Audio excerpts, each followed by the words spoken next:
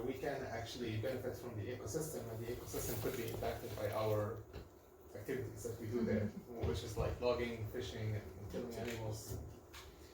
Yeah, and the ecosystem could help us with the fuel, fiber, and all the good stuff.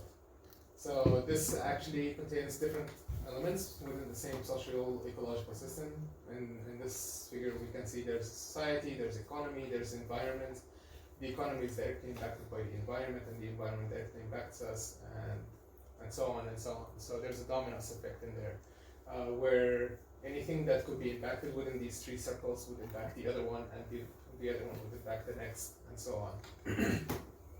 So the main problem I want to talk about is that the Pacific salmon populations are in severe decline since the Euro-American contact, and the main reasons basically are mining, dams, overfishing, and habitat loss.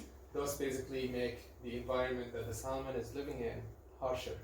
So we are introducing harsher environmental force. So natural selection is actually acting harsher upon the salmon. So the salmon population is actually declining. It has been already tough for the salmon, and we have made it tougher for them. So basically, salmon don't live only within a specific local location. They circulate around the river and the ocean during their lifetime in order to set the eggs, and the eggs then continue until maturation and so on. So it's a huge cycle. So if we impact one of those main locations that the salmon depend on in order to reproduce and to mature, then we basically would decline their population number. So the current solution that the government came up with is the hatcheries. And the hatcheries basically try to increase the inbreeding of the salmon, where they would actually fertilize eggs and release them back again into the wild so they can grow and reproduce in there. So basically they are trying to increase the number of salmons and to prevent the extinction of the species. Breeding programs often mate those salmons based on their size only, so they could be increased in strength there in the wild. So they could actually prevent,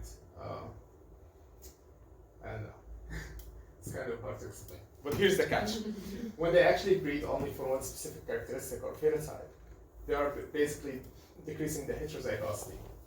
And there's this thing called the heterozygosity and homozygosity in genes, especially in those species that are diploid. And by diploid, it means you get half your chromosomes from your parent and the other one from the other parent. And chromosome basically is what contains the genetic material. Most of us know that the genetic material is the DNA, which is the deoxyribonucleic acid. So the deoxyribonucleic acid is basically compacted within this chromosome. And when we are selecting only for one specific factor, we are selecting basically for the same chromosome, for the same species that contain that specific chromosome. So when we actually reproducing them and inbreeding them together, we are selecting only for one factor, which is A1A1 or A2A2, and basically this is homozygote to each other. We are decreasing the number of A1 to A2, if that makes sense. So the heterozygosity in the population would decrease and the genetic diversity would decrease too.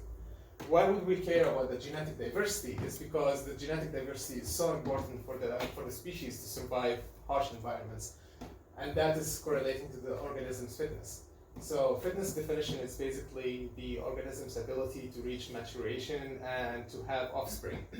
And if a species cannot mature enough until the age where they can have offspring, then their fitness would be decreased. And if they have low genetic diversity, that means they have less fitness, because that diversity would allow them to code for phenotypes that would allow them to survive harsher genetic environmental conditions, which we have introduced actually to their habitat. One example is the steelhead trout populations, and they are declining, and they are one of the targets of the salmon hatcheries. And this graph shows the relative fitness of the wild. When they reproduce with the wild, they have perfect fitness of 1.0. When the captive species that have been inbred within the hatcheries reproduce with the wild, their fitness decreased to around 0.82, which is 82%. How are you defining fitness? Fitness basically is So basically, if they count the number of salmons that basically reach maturation and reproduce, that's a fitness of 1.0 because they have reproduced at that time. But let's say like only 80% of the population that have been released have reproduced, and 20% of them died before maturation and had an offspring. Then the fitness of the whole population now is 80%. Are they comparing success of the offspring generation too? I would say only like of a specific generation that they have released. Let's say like the generation that they have released reproduced with another generation. Then yeah, they would calculate the offspring fitness. So those like reproduced. The fecundity of the offspring. Yeah, the fecundity of the captive and the wild. So this is for the second generation basically. So if the parent generation is captive and the other parent generation is wild, let's say the male is captive and the female is wild, and they have reproduced, this is basically the fitness of their offspring. And the fitness of the offspring would be reduced basically if those homozygote species have been released from the hatcheries into the wild. So basically the hatcheries would be impacting the genetic diversity even of the wild populations, like this. And with the captive, when they are reduced with the captive, it's almost like 40%. So the offspring of those captive hatchery salmons is actually like only 40% of those released salmons actually can reach maturation in order to reproduce in the river. So it's only a temporary solution. That's crazy. Yeah, so there are more impacts.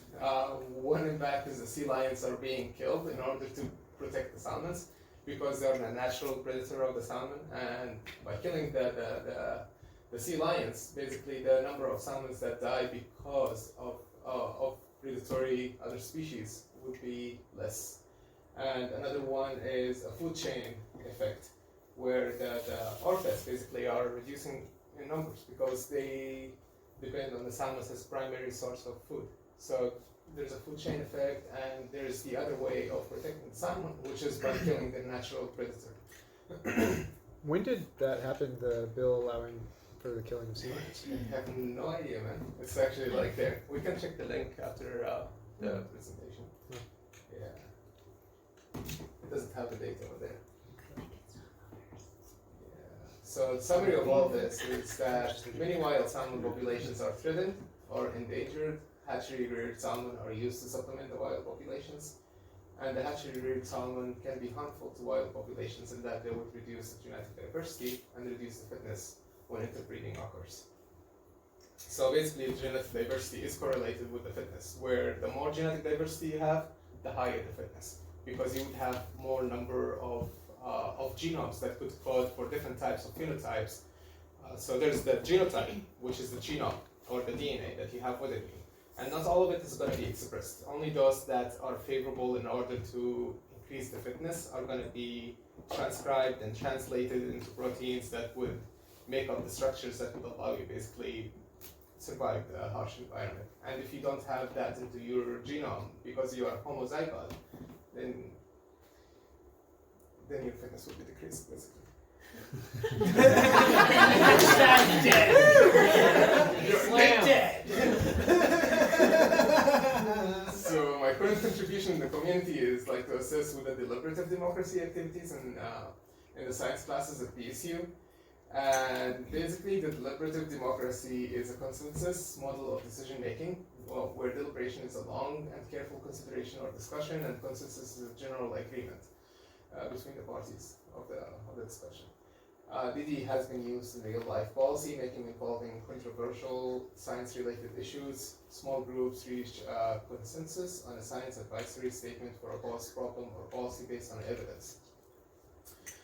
So basically, it's a connection between science and society, where effective communication skills in a variety of contexts and among like diverse groups of people, effective dialogue, deliberation, and collaborative decision-making skills, competent understanding and application of knowledge and information. This is one of the classrooms at BSU where students are actually forming groups of 4 people in the classroom, and they will be discussing the hatchery problem, for example, which I'm assisting with in this term. And they will be discussing whether the hatcheries are actually good or bad. Should we like supplement them with more money in order like to protect the salmon, or should we actually come up with a new idea in order to protect the salmon that decrease their genetic diversity, that would be an ultimate solution rather than a temporary one. So it's just like a way to start thinking critically instead of just going with what we have. Maybe we need actually to establish a new system, because we are already spending like hundreds of millions of dollars into those hatcheries. Maybe we can come up with a better idea that could save the salmons and probably increase their genetic diversity and their fitness. When and how and why I started with them, I started volunteering as a learning assistant at the beginning of the winter term, this term. I was approached by one of the graduate students, and my responsibility is to guide students and assist or provide them with the information they might need. Because I have already like taken some courses in science and genetics, so I understand actually the problem in the molecular level rather than just the big picture one. Yeah, these are just the learning objectives: collaboration, primary literature, real-world application, and basically communication. It's just to build up the confidence in people to actually go and explore and try to think critically and come up with new solutions. What needs to be changed is that, I already said that. Hundreds of millions of dollars are spent on fish hatcheries. It's a temporary solution. It has so many collateral consequences, and I want to come up with an ultimate solution that provides some unmet needs, such as eliminate the essential problem, which is the declining in the population number, and has less collateral consequences. So basically a solution that would increase the genetic diversity instead of decreasing it.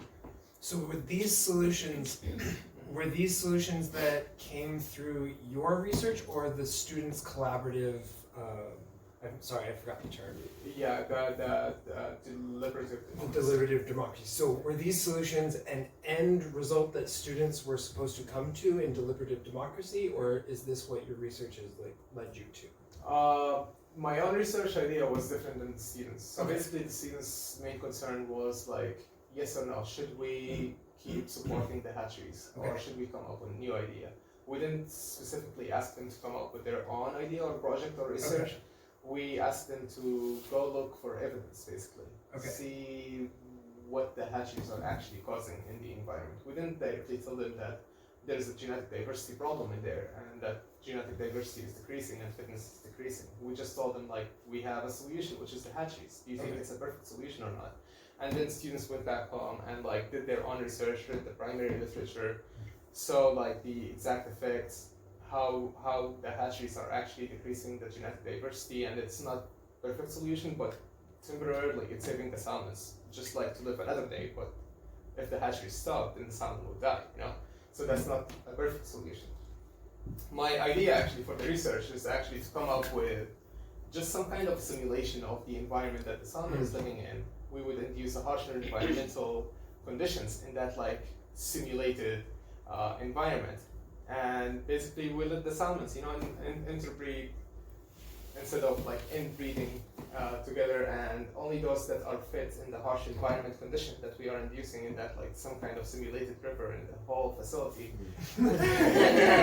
would be able like to survive, right? So once we release those into the wild would be like an easy game for them, like because we induce like harsher environment. We artificially induce artificial selection that would allow only the fittest to survive the simulated.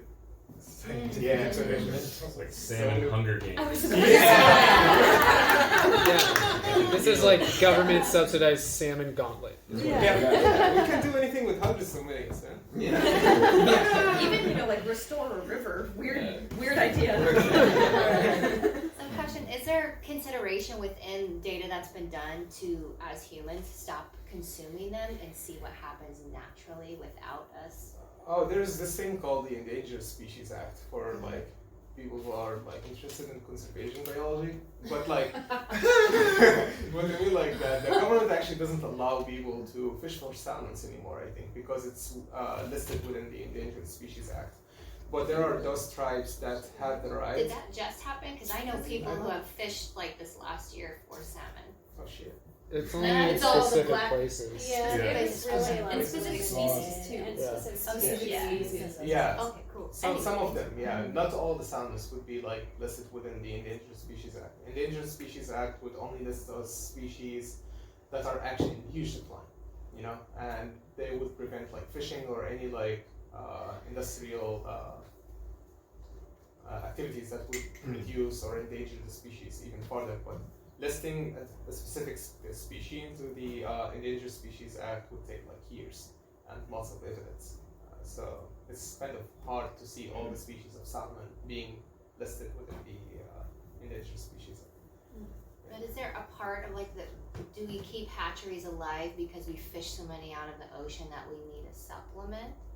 Yeah, so basically, I think a large part is that the rivers have been impacted by human activity. Yeah, it's less about It's eating like them, the more about like dams. they don't have food themselves. This They is the bigger can't problem. get back to where, so they're, what is it called? There's all kinds of Not androgynous, the other word. Androgynous. Not androgynous. Yeah, that's it. Androgynous salmon. I want to leave that topic. This fish has flowers. They reproduce in very specific places at the heads of rivers and in the headwaters of the mountains, and they migrate. If you go back to like the second, there we go. go past the fish. There you go. Yes. Okay. So they reproduce up at the top, at the headwaters, and then they migrate down to the ocean over several years, and they grow up, you know, along that path, and they always go back to the same place to reproduce. And if they can't get back there, they don't. And that's mostly why there's decline. It's kind of like Because our they relationship can't with Velcro Because they can't shoes. make Like you it. start The salmon are fun. there, grow out of childhood, you like enter the ocean. That's like laced shoes. When you get old enough and it's time to say goodbye, then you go back. The Benjamin Button of Yeah. shoes. That was perfect, actually. That was airtight. I also have a question if that's the phase of your talk that you're in. I was curious, you were talking about when you were talking about the inbreeding depression of the hatchery salmon versus so kind of jumping off of the whole anadromous fish thing, I was curious if you know, are those the hatchery fish that they were measuring kind of the fitness of, are those all fish that actually left the hatchery, went to the ocean, came back, or do they have like captive breeding populations that are penned and are not going to the ocean and coming back? I think they keep tracking them after they release them into the river. So Okay. basically they track them and locate their eggs, and they don't know how they track actually the offspring, but they would know whether the offspring actually reached maturation or died before reaching that specific age. So that's how they measure the fitness, but they have actually specific methods in order to track the offspring of the of the captive or captive wild populations. But basically they assumed, I think, like that the wild offspring would have like a perfect fitness. That's just like relative comparison, you know, Right. Yeah. to the other types of offsprings. Okay. Yeah. They do a lot of work. Like they spend a lot of money, like for those people who just keep tracking salmons or trying to come up with new methods. And yeah, I'm trying to conduct my own research to find alternative solution, and I need a lot of evidence. I don't know how to come up with that evidence. Would work like living room lecture and like try to get assistance with people who are already probably professional in this area, and hopefully I can come up with a better solution in the future. Ta-da!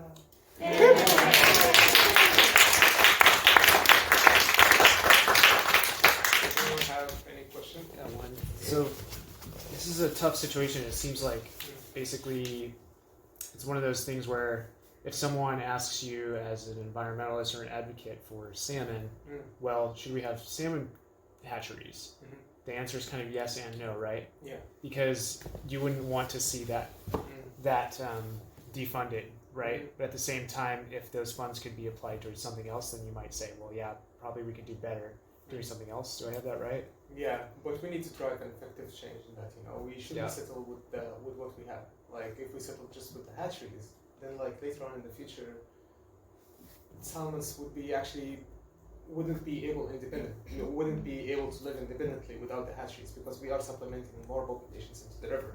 Once we stop doing the hatchery work, then like salmons would go extinct directly the moment we stop the hatcheries. So we don't want to reach that point. We want to still come up with a solution before that happens. There are still like wild populations in the river now, but they are decreasing in numbers even when we have the hatcheries. So the hatcheries are not actually rescuing the wild populations. They are just like reintroducing more homogeneous, populations into the river that would die even before maturation. So no salmons would be growing in the river anymore. Only you will find them in hatcheries. So we want to come up with a solution that would allow at least salmons to live independently into the river and increase their populations independently without the hatcheries, if that makes sense. That makes sense. Yeah, so kind of like the hatcheries should be only a temporary thing, but people might be considering it as a permanent solution, but it's not actually. Like within just like probably 50 years from now, salmons would be completely vanishing from the river. Those at least that are capable, at least like couple of years. I don't know how many, but if you plot them in a graph, you would actually be able to predict, when would that happen? Because the genetic diversity actually is decreasing, and that's just like improved by their numbers. If they keep doing that, then like the genetic diversity would allow the fitness actually to reach very minimum levels until like it reaches zero. And the moment when the fitness hits zero, that's when you will not find any mature salmons in the river. You will only have like salmons reproduced within the hatcheries, inbred into the hatcheries, Complete have dependence zero on genetic hatcheries. diversity, because they're only like selected for their size. They're not selected like for the phenotypes that allow them to grow stronger into their own environment. They're selected for the phenotype that would make them bigger, more eatable, more meat. America. The mixed salmon. Do you have any, just in like a nutshell, because I know we don't probably have a ton of time, but like, do you have any ideas on solutions? They don't have to be like, based on a ton of evidence, because it sounds like you need a lot of evidence to be able to say that. But do you have any things? I like that. Ideas. No, just theoretical. I have one. Theoretically, Yeah, that's I'll all I say hear that. that. So I do grant writing for my job. Cool. And I'm actually working with a piece of land outside of battlegrounds, and like there's all this funding available for restoring salmon habitats, which means removing culverts and removing dams.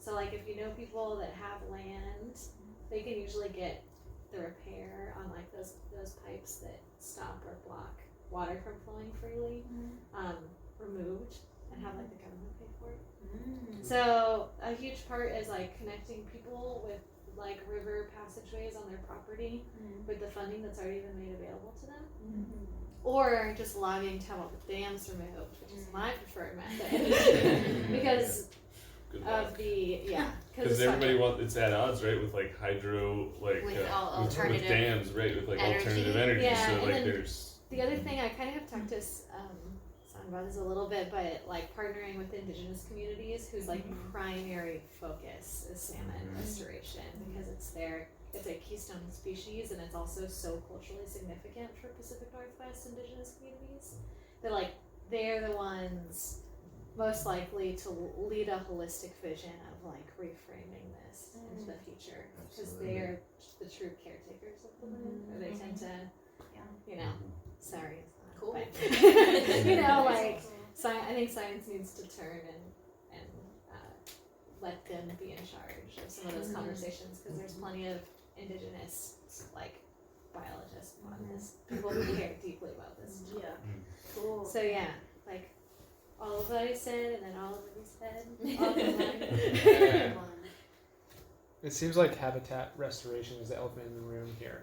It's like when I look at it, the problem is how we've destroyed the habitats and the decline in number that's causing, and we can get rivers back. We did it, and amazing things. I know I've heard some stories of like cool tales of river restoration, but I wonder, is it like, what's stopping that from happening? You know about that?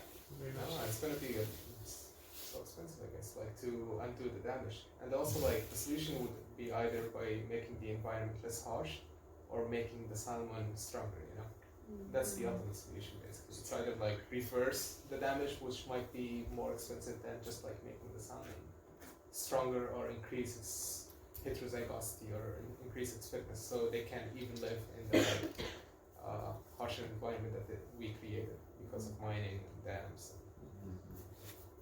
Well, sorry, but I have a note on that, which is that I mean the heterozygosity and